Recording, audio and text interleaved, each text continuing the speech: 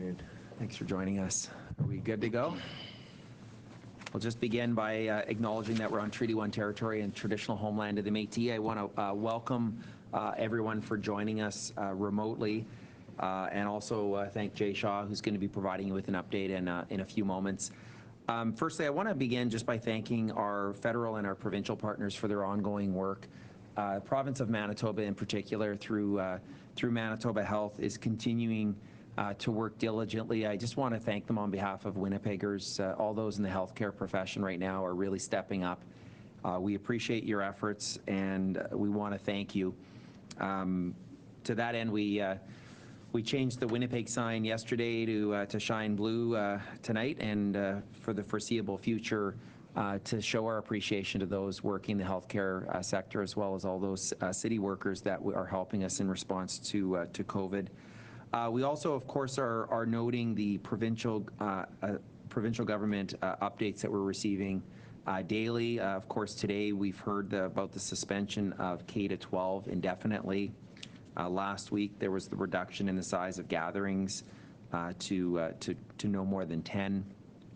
There are more recently restrictions on the operations of non-critical businesses, and I want to thank the provincial government for providing the clarity. We're trying to support the efforts to let the public know and let local businesses know which businesses can and cannot be operating. And I know there's good information being put out by the province of Manitoba, as well as chambers and other business organizations, to provide that clarity. We would again just remind anyone that has questions on that to visit gov.mb.ca/coronavirus or engagemb.ca. They're good sites to provide some of that information for local businesses. The City of Winnipeg, there's been a number of things over the last few weeks, of course, that changes that are happening in real time here at the City of Winnipeg, including now we have more than 1,800 employees that are working from home. Most service desks are closed. There is, as Winnipeggers that are leaving their homes will see, there's a significant reduction in traffic, as well as use of public transportation. We are using video conferencing much more readily now throughout the public service, as well as amongst elected officials, including trying to move these press conferences to a pool camera and teleconference. And I want to thank members of the media for your accommodation as we do our best to protect your health and safety, as well as that of the community. The City of Winnipeg, as you know, on Friday announced the suspension of all permits for special events and festivals until June. I want to thank our special events team and all those third parties for, again, the accommodation and understanding of these difficult decisions. The closure of amenities inside city parks, including play structures and picnic shelters. And I want to thank parents and caregivers for their understanding and their support in helping ensure that our play structures and picnic shelters aren't being utilized. The signs are not up at every single park. They are being posted throughout the city, but if your local park is not subject to a sign right now, please help us ensure that we're keeping our children and our community safe by respecting the direction to not use those play structures and those picnic shelters. And I want to thank, of course, the parents and caregivers for their assistance. I also want to thank the children for their understanding. It's difficult to walk by a play structure and to have to tell your kids, as I had to over the weekend, that you can't go run and play on it. And so I want to thank the kids out there for their understanding right now. Park bookings have been canceled through June. Again, want to thank community groups that have been affected. We made changes last week to the curbside pickup locations, 15-minute curbside pickup locations in downtown and the Exchange, and of course want to thank the Exchange and the downtown biz organizations for their advocacy and their partnership on this, as well as many members of council that work collaboratively with our public service.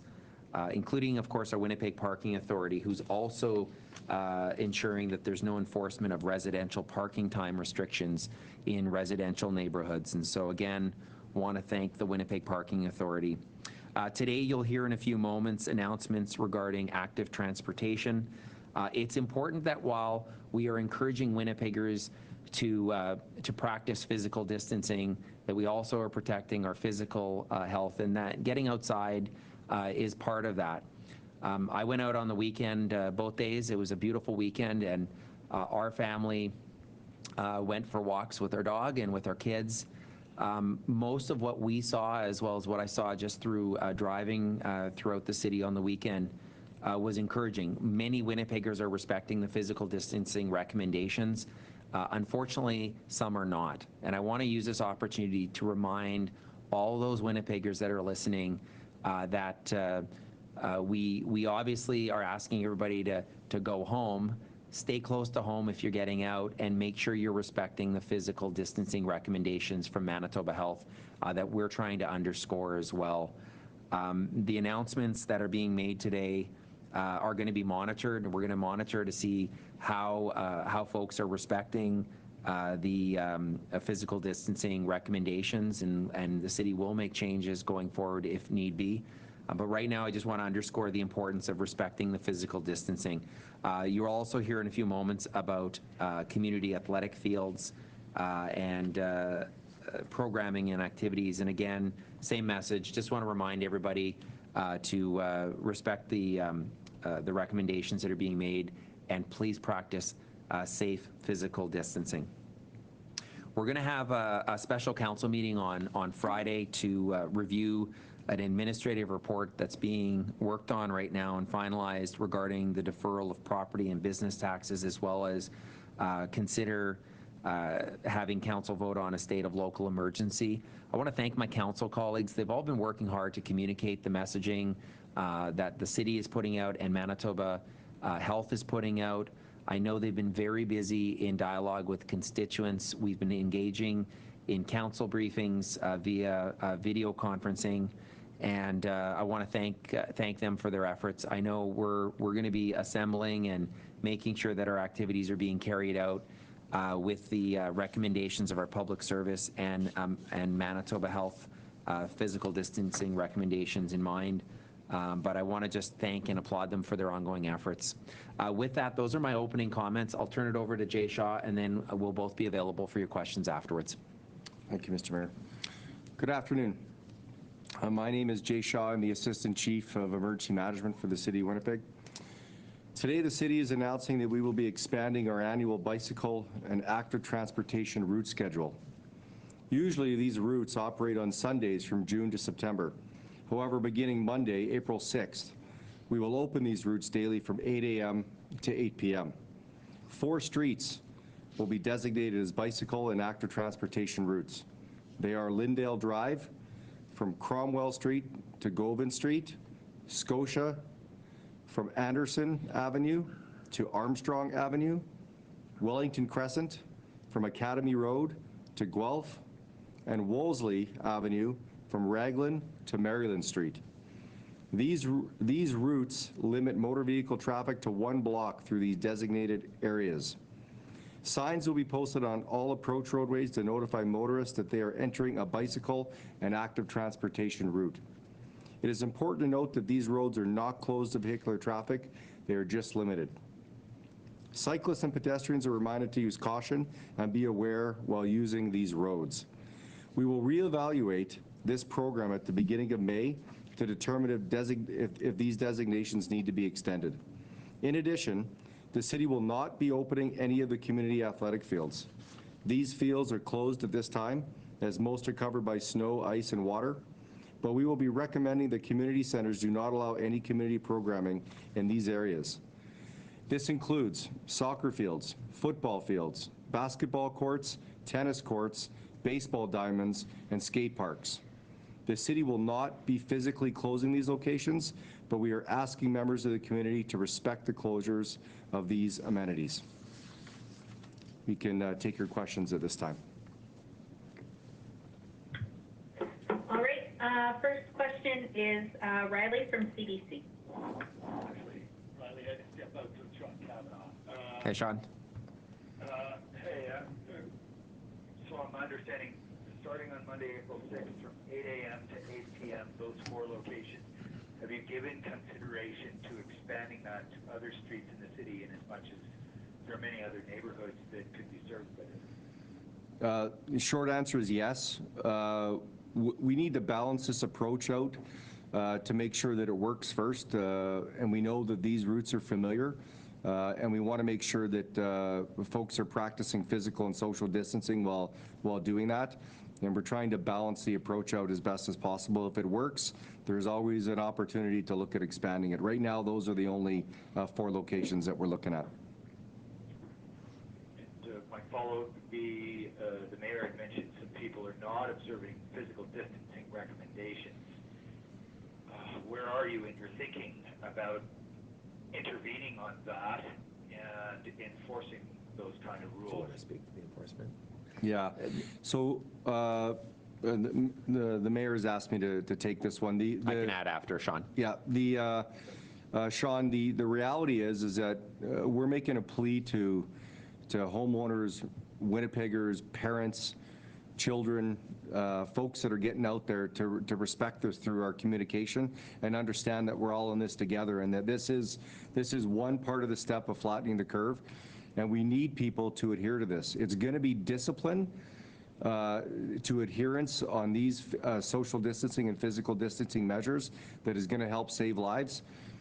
In terms of enforcement right now, it's through communication, and if it needs to be stepped up, then that's something that we could take a look at. But right now, it's through messaging, signage, and if we needed to look at other avenues, then of course we would take a look at that. But for right now, we just want to make sure that we're getting the message out, and we want to encourage people to practice physical and social distancing to the best of their ability and follow Manitoba Health so that they can stay safe and that they're not going to transmit this COVID-19 virus onto a loved one. I can maybe just add to that too. I mean, I'm not aware that the province has started enforcement of provincial health orders, but obviously that mechanism is available. We're trying to support the province by making statements like we're making here today, just asking everybody to please do their part. By and large, what I've observed and what we're hearing is Winnipeggers are respecting physical distancing. But we know that that's not uniform, and we want to continue to encourage everybody to remind their friends, family, and neighbors to respect physical distancing recommendations from the province. Okay, over to Diana from CJOB. Good afternoon, it's Diana from 680 CJOB. Kind of following up on Sean's question, if these 4 spaces that are designated for active transportation do get overly crowded, would there be the chance that maybe one of them, say Lyndale, is super busy or finding people aren't respecting social distancing, that the city would say, you know what, we're going to take this back and you're not going to be allowed to have this route for cycling and walking and whatnot? I know it's kind of continuously being evaluated, but is there the chance that any of these could be kind of taken back before May 3rd? The short answer is yes. We want to be able to evaluate it. This is a balance between making sure that folks understand that when we're saying please don't use the baseball diamonds and basketball hoops and tennis courts as it gets warmer outside, those things promote team activities and our youth that we want to protect and our families that we want to protect from building these team sports and team activities. So the balance is to be able to have these active transportation areas where families can spread out and people can practice social distancing to the best of their ability. If we're monitoring and looking and seeing that this isn't working, then we absolutely have to take steps to make sure that we protect people. And then as a follow-up, with regards to sort of those tennis courts, those basketball courts and whatnot, you're not physically closing them. I imagine there will be signage up there indicating that they are not to be used right now. And if you do find that people are using them, what kind of sanctions would we be looking at? So right now they're actually closed because of the seasonal operations. We're just not reopening them at this time. And we will be monitoring to make sure that people are practicing social distancing. And if we see folks using them, then we will look to take steps first through communication and making sure that we're getting our messaging out, and then we'll have to evaluate from there. Winnipeggers are in this with us. We see Winnipeggers wanting to make a difference, and I think that we're getting the message out, and I think people are going to practice social distancing. I'm pleading for families to talk to their kids. I'm pleading for families to work together with Manitoba Health and the City of Winnipeg and the provincial government so that we can save lives. This is literally about preventing folks from getting COVID-19 and practicing the social distancing so that we can get through this as quickly as possible. Thank you. John from CTV. Hello, Mr. Mayor. John Hendricks from CTV News. Hey, John. Hello. As you mentioned, it was quite nice on the weekend, and many people were going out to Assiniboine Park. In fact, there were so many vehicles. We've had, some viewers call us and tell us that it was very difficult for them to practice the physical distancing because there were vehicles everywhere, and therefore there was not as much space for them to walk around. Would the city consider closing down Assiniboine Park to vehicle traffic? People then perhaps could park over at the zoo parking lot, which has quite a bit of parking available, but it would then create a little more space for people who are walking. That's a operational decision. I'll leave to Jay to perhaps add to, but I'll just say that what council is looking for is, we're looking for our public service to ensure that there is space for people who are getting outside to do so in a safe manner. The active transportation amenities that are being announced, these 4 streets, is an effort to provide additional space for people. Now, these are just 4 streets. There are existing parks, and the reason why the decision was made days ago to close play structures but keep the parks open was not to further restrict where people could congregate with their immediate families if they're outside. But it is it's the balance that governments across Canada are struggling with is how do you find that right balance? And the best way for us to address the concerns that you're raising, and certainly that are being raised to me by some that are witnessing folks congregating in larger groups than just their kids and their spouses or partners, is for Winnipeggers to really take these recommendations seriously and make sure you're engaging in physical distancing. What I observed on the weekend were kids that were out in groups, and there was only one instance I saw. I was out in Charleswood, and that's where I would just remind parents that to the extent you can refrain from having play dates or having the kids go out. I mean, they're kids. They're going to go out and they want to have fun, and they want to play with their friends. So, as parents, what we're doing is we're not having play dates, but we are trying to find ways of keeping our kids active in a safe way. So it's I think on this question, all options continue to be on the table from an operations standpoint going forward. I don't know if there's anything you can add. Nope. Just the only thing I would add is that if we see that there are issues with people practicing physical distancing, and that there are issues in any park or streets or through the active transportation announcements, we'll evaluate. We'll try and get some more messaging out, but we need to keep people safe, and we'll take the actions required to do that. John, if I can maybe just add to that, when I ran for mayor, the last thing that I thought I would be doing is announcing the closures of skate parks and basketball courts and play structures. These are not the things that aspiring politicians want to announce in a community. So they're not. I mean, it's like the decisions that are being made federally and provincially. They're not easy decisions to make. We're trying to find that appropriate balance to protect people's safety, while also recognizing the fact that people, they are going outside, they are wanting and needing to get some fresh air. So how do you find that appropriate balance is being guided by the public service in consultation with Manitoba Health, but it's an ongoing challenge. Okay, that's my only question today. Thank you, guys, both of you, very much. Thanks, John. Okay, over to Kevin from Global. Hi there, Kevin from Global here. We had a video sent to us, and it is city workers, about I'd say 10 to 15 of them in a warehouse working on putting together sandbags. There's not really any sort of physical distancing taking place. There doesn't appear to be any sort of protective gear on them.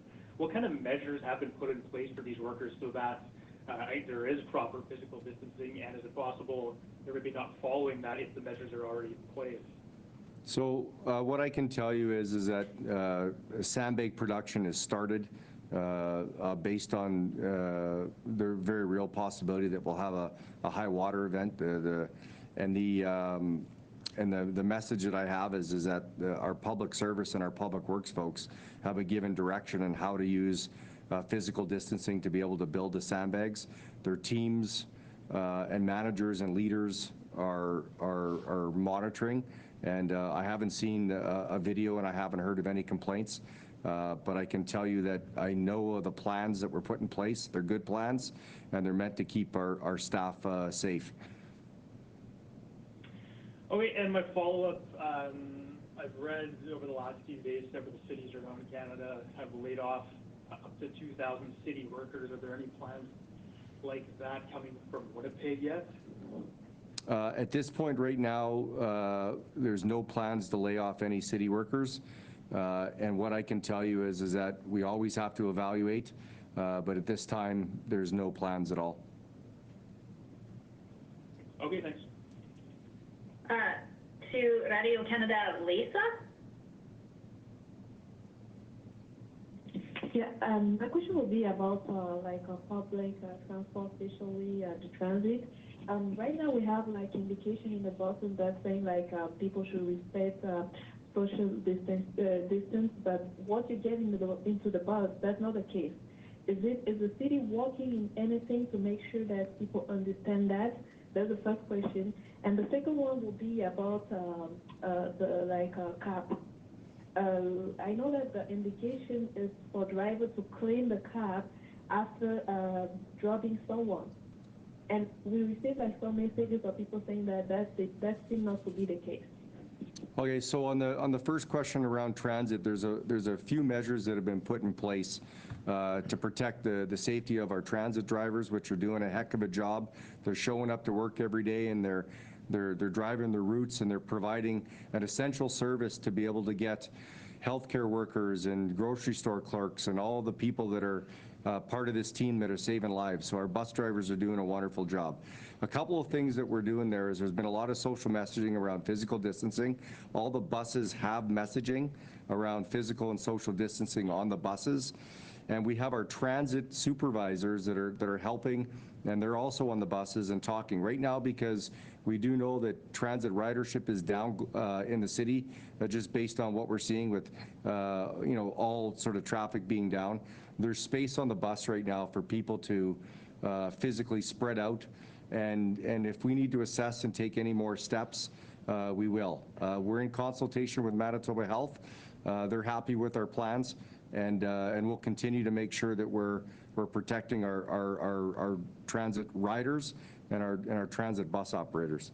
To the second question around taxi cabs, I don't have any information about complaints or issues around cabs not wiping down their taxis afterwards, but I can assure you that we will look into any issues or complaints that come forward, and we want to make sure that it's safe for people to be able to take transportation in a taxi in the city of Winnipeg. I'll just add to that. I mean, I want to also just thank our transit operators, transit supervisors. The entire transit team is doing, as they do year in and year out, incredibly important work in moving our citizens to different places in the city they need to get to. I mean, notably right now, of course, is getting groceries and other things, but I note that the transit ridership is down significantly right now, as it is in many cities. That is providing some assistance in helping with the physical distancing. I appreciate the efforts that our public service have made to date in terms of cleaning and other measures. But I do want to just thank the incredibly important work of our transit operators that they're engaging in each and every day right now. Thank you. Danielle from the Winnipeg Free Press. Good afternoon, Danielle from the Winnipeg Free Press. I have a few more questions related to the city's sandbag assembly operation.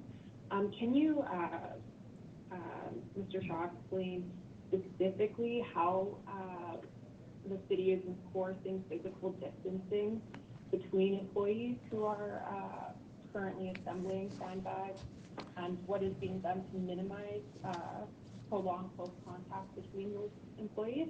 Yeah, so the basics of the plan, not to get into the every minute detail of the tactics, but the basic of the plan is that the machines that are used to be able to funnel the sand down the chutes into the bag have a separation that when you stop every second or third chute, you spread out the physical distancing between people, and it allows you to safely operate so that our public works staff that are building the sandbags, that they're spread out more efficiently. And then there has been plans put in place in terms of how we move the sandbags, get the sandbags onto the pallets, and to make sure that everything is done safely. So our public works team, in conjunction with the province, has worked on plans for that, and that's what's happening as we start to build sandbags for a potential upcoming high water event. Okay, and as a follow-up, the folks who are preparing these sandbags tend to be seasonal workers who are being called back to contribute to this effort. So can you tell me if the City of Winnipeg is checking in with the seasonal workers who are returning to work to find out whether there has been a history of recent travel or symptoms of COVID-19 or any of the measures that or the precautions that public health officials are telling employers to look for and to yeah. The answer is yes, yeah. Absolutely. Our Human Resources Department and Public Service has been doing just amazing work in terms of developing interior frequently asked questions and documents for managers to be able to make sure that we're working with our employees. The reality is if you're sick, you stay home. We don't have the time to be able to get into the full spectrum, but if you're sick, we are encouraging city employees and all Winnipeggers to stay home. So the screening questions are being used. We're making sure that people that are coming back are safe, and you bring up valid points in terms of travel and things like that. And we have a dedicated team of human resources professionals in every major department that are working to make sure that those questions and supporting our employees that have questions and concerns around their health, and giving them the appropriate resources to be able to reach out where required. Thank you. Kevin from the Winnipeg Sun.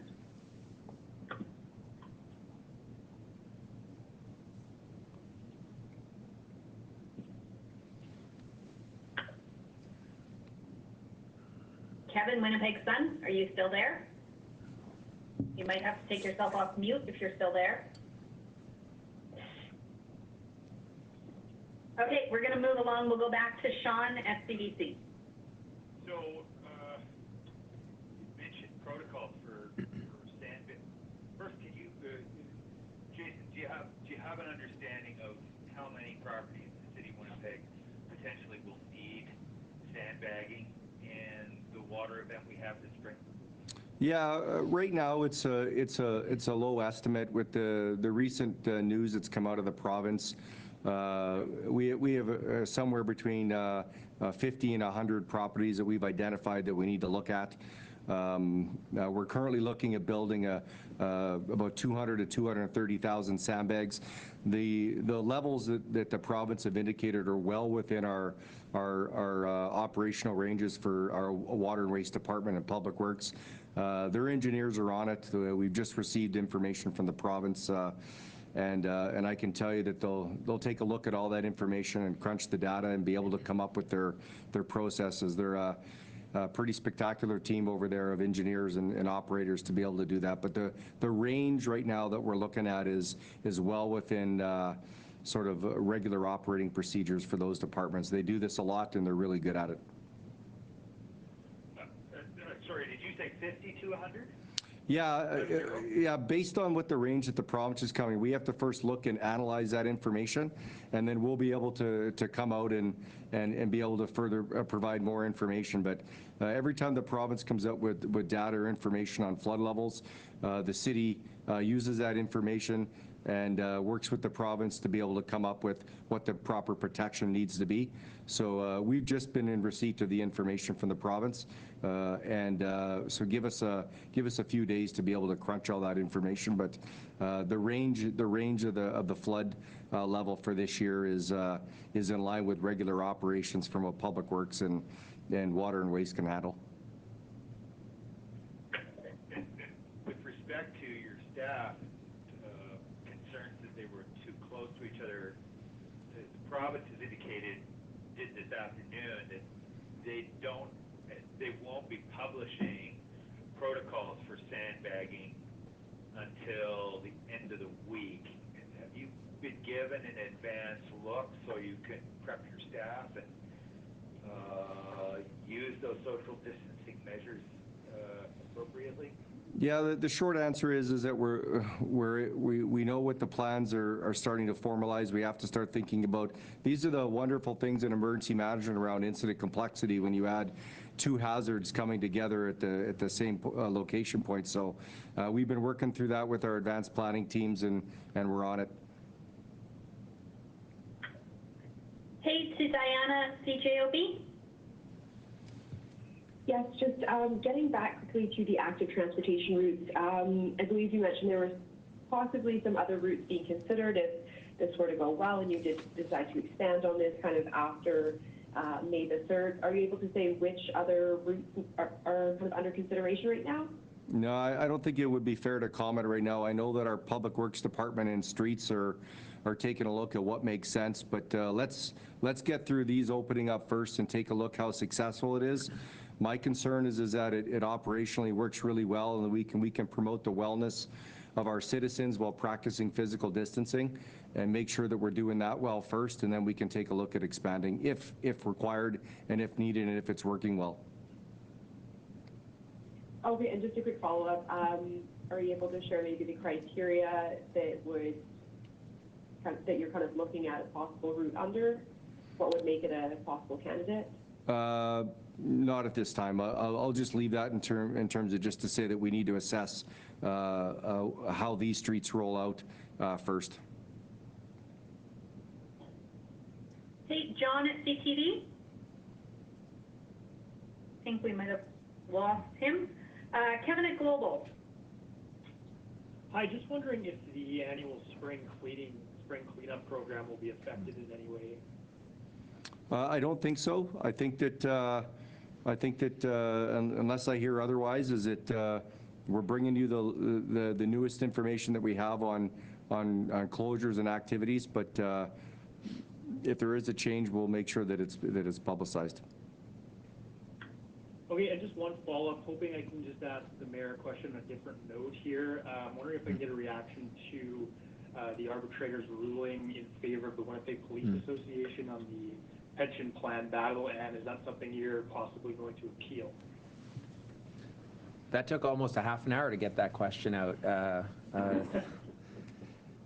So what I'll say is, we received the arbitration ruling late on Friday, and I know it's being reviewed. I haven't had a chance to read all 60+ pages of it myself, but I know we're waiting to hear back from our public service who's reviewing it, and we'll consider options at that time. But to be honest, over the weekend and early this week, our focus is on COVID responses, and that's been my focus. This is one of many budgetary pressures that we obviously could have this year, and council will ultimately weigh in on things as need be.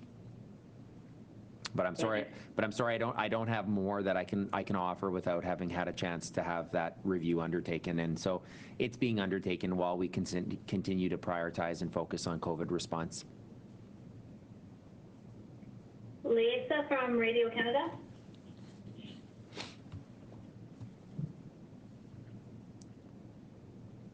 Lisa, any further questions? Oh, sorry. My other question will be about the special meeting that you announced for this Friday. Mm-hmm. Can you just give us more information about the meeting, the special meeting?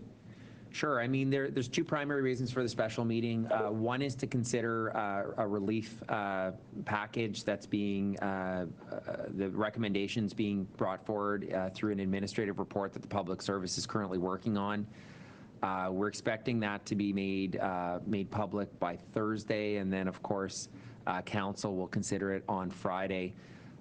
This is in response to calls from property homeowners and businesses for some relief in addition to what we've been able to offer to date. And so the primary reason we had asked as part of our budget vote, Council directed the Public Service to prepare an administrative report within 30 days. I'm pleased that we'll be considering it within half that time frame, and we've been working very diligently to try to expedite getting something for Council's consideration as soon as possible. The second reason for the meeting is to have Council determine whether it would like to call a local state of local emergency. It's something in the past I've been able to make that declaration unilaterally when we had the storm event in the fall. That was something that I exercised individually under the authority of the mayor, primarily because we couldn't assemble everybody in a timely way. We have the benefit of some time right now. The current powers that the Public Service currently have are allowing us to provide administrative changes that are deemed necessary. But as the situation evolves over the coming weeks, I want to make sure that our Public Service has all and any available tools that they might need to protect public health and safety. And so that's why I thought it'd be appropriate to have Council review and consider calling for a state of local emergency. Thank you. No problem. Danielle from Winnipeg Free Press. Hi again, thank you. I have a couple more follow-up questions, if you don't mind. I'm wondering if the seasonal workers who are coming in to assemble sandbags are being told that it's mandatory to report to work, and if they aren't able to do so, what are some of the consequences of that, or alternatively, what sort of support is the city offering those seasonal workers if they can't come into work due to isolation or illness?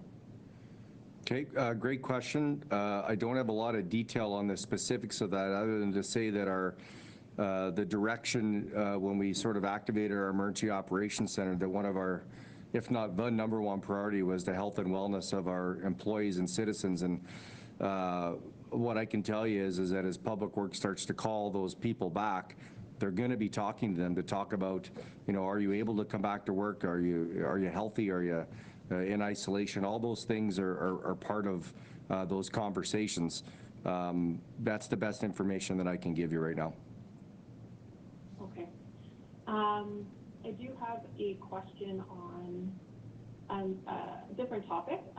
So the Canadian Urban Transit Association has asked the federal government for more than $1 billion in emergency funding to support transit operators across the country. I'm wondering what kind of revenue loss Winnipeg Transit is recording perhaps in early March, and what kind of emergency funding the service might need to maintain operations. So I don't have a lot of data for you yet on the actual financials of where Winnipeg Transit is, other than to state the obvious, that we know the ridership is significantly down.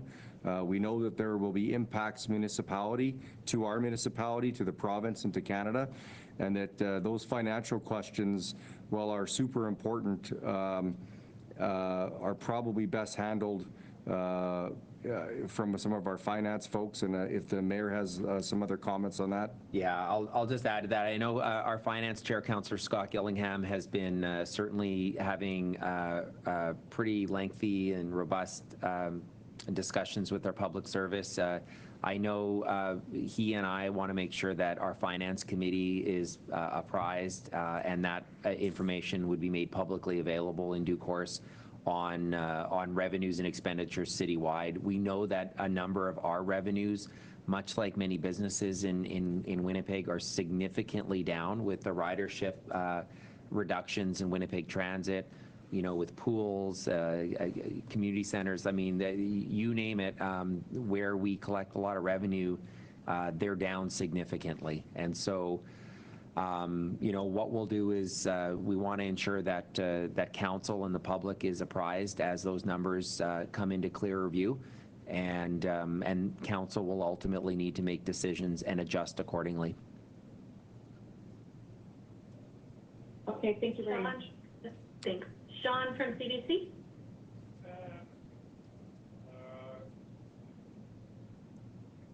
is Chief. Is there any planning to collaborate on an emergency shelter, an isolation shelter for vulnerable people, homeless people? And have you got any idea of how to fund that, or would the city be involved in funding it?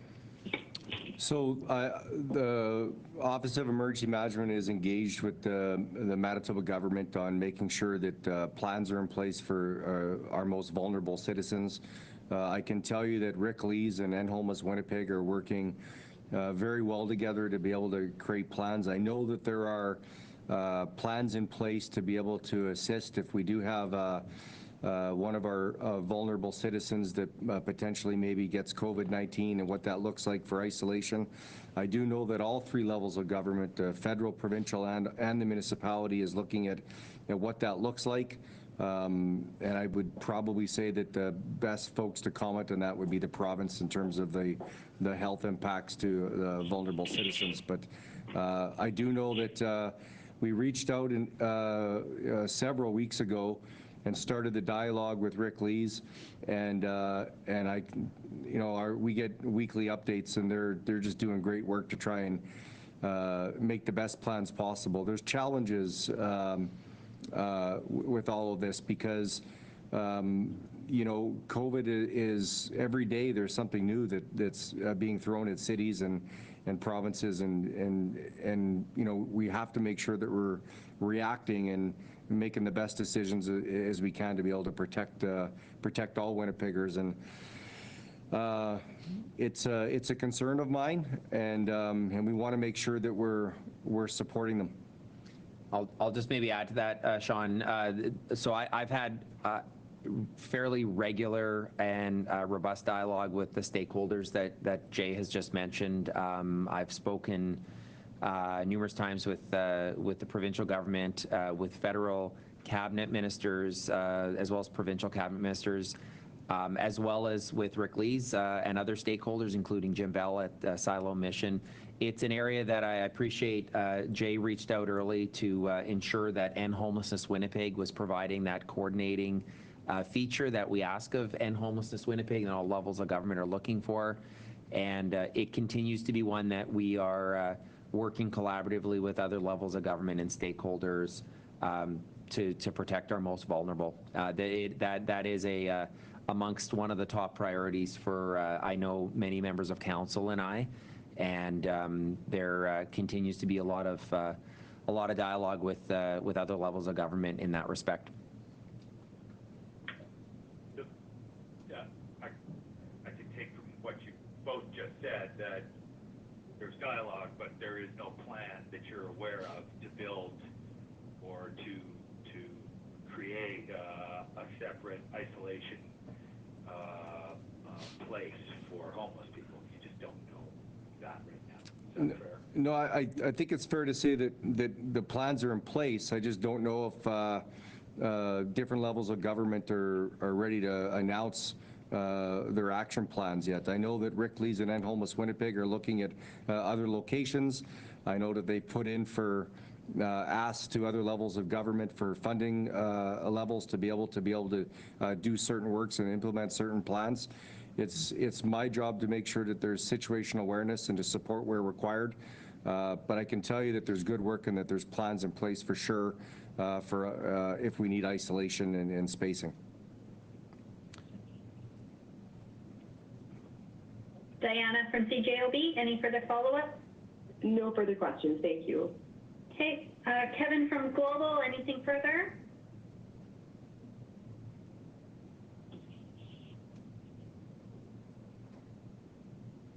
Kevin from Global? All right.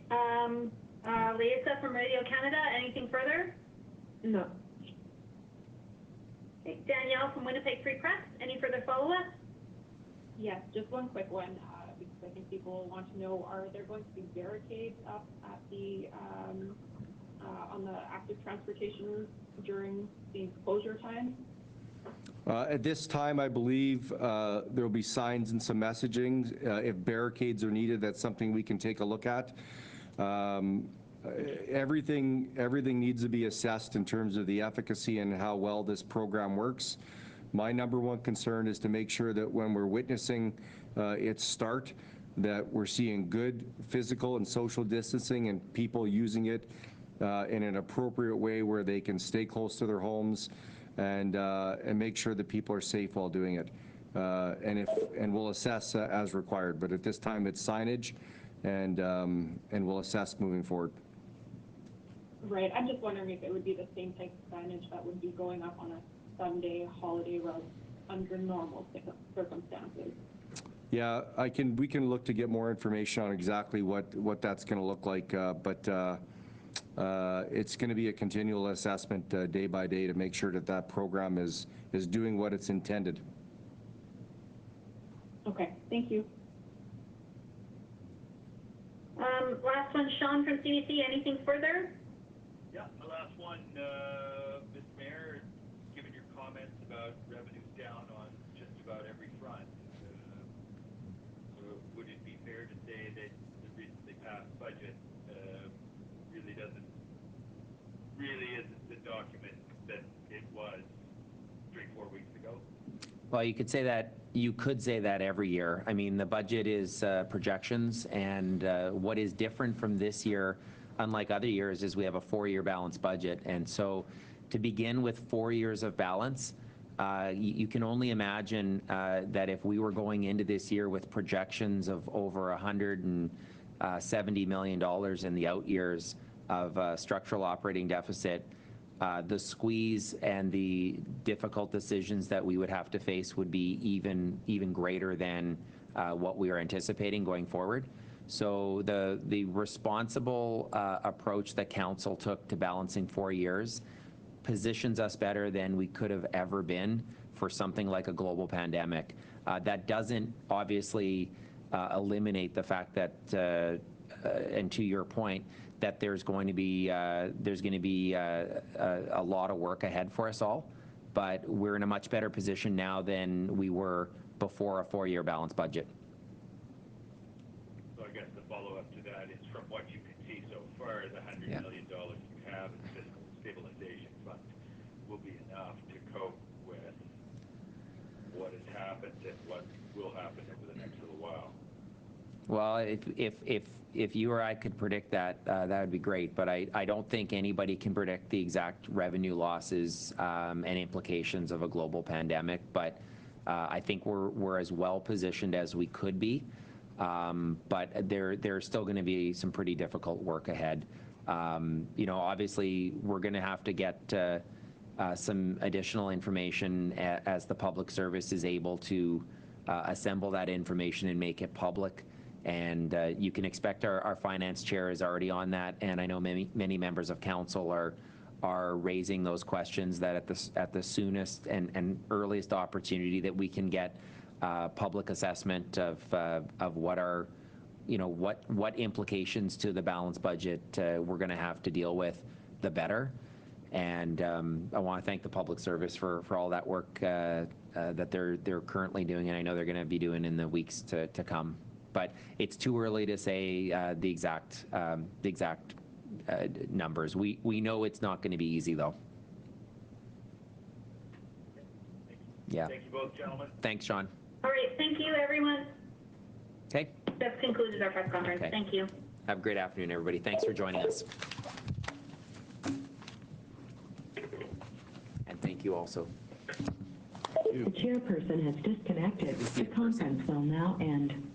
Le conférencier a raccroché. La conférence va maintenant se terminer.